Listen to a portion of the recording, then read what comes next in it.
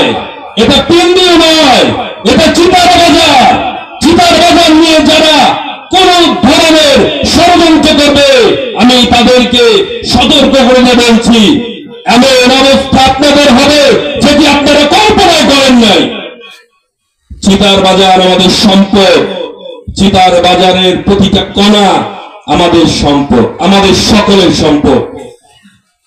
চিতার বাজারের ষড়যন্ত্রকারী যারা, তাদেরকে আমরা প্রতিহত করবো ইনশাআল্লাহ। আমরা কি এই আদাবদ্ধ হতে পারি না?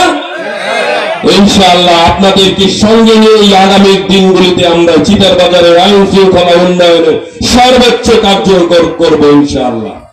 তো এই জন্য যাই হোক, আসলে আমি তাদেরকে বলতে চাই যারা এই চিতার বাজারের সুন্দর পরিবেশটাকে নষ্ট করতে চায়, যারা এই নির্বাচনটাকে বানচাল করার জন্য সর্বোচ্চ উঠে পড়ে লেগেছিল, আজকে দিনের আলোতে নির্বাচন পরিচালনাকে যদি বাধা দেওয়ার জন্য শেষ পর্যন্ত 100% মিথ্যা অভিযোগের ভিত্তিতে তারা মামলা পর্যন্ত করেছে। তবে একটা কথা আমি জানি, সত্য কখনো চাপা থাকে না, সত্যের জয় চিরদিন। সত্য ইনশাআল্লাহ সারা জীবন, পৃথিবী ধ্বংসের আগ পর্যন্ত সত্য বিরাজমান থাকবে ইনশাআল্লাহ। সেটারই ধারাবাহিকতায় আমরা নোটিশ পাওয়ার 24 ঘন্টার ভিতরে মামলা প্রত্যাহার হয়েছে।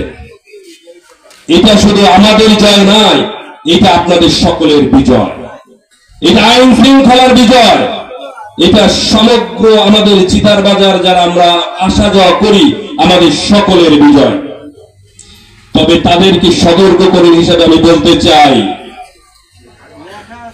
এটা বাংলাদেশ, এটা দিল্লি নয়। আজকের এই সাধারণ সভা আমরা যারা আপনাদের মনোনীত এবং আপনাদের ভালোবাসা, তাদেরকে সহযোগিতা করবেন, তাদেরকে ভালোবাসবেন, আইন শৃঙ্খলা ঠিক রাখবেন, আইন শৃঙ্খলা উন্নয়নের জন্য আপনারাও নিজ নিজ জায়গা থেকে ভূমিকা রাখবেন, এই আশাবাদ ব্যক্ত রেখে আপনাদের সকলের সুস্বাস্থ্য কামনা করে, সকলের সুদীর্ঘায়ু কামনা করে আজকের এই সংক্ষিপ্ত বক্তব্য শেষ করছি। খোদা হাফেজ। আসসালামু আলাইকুম ওয়া রাহমাতুল্লাহি ওয়া বারাকাতুহু।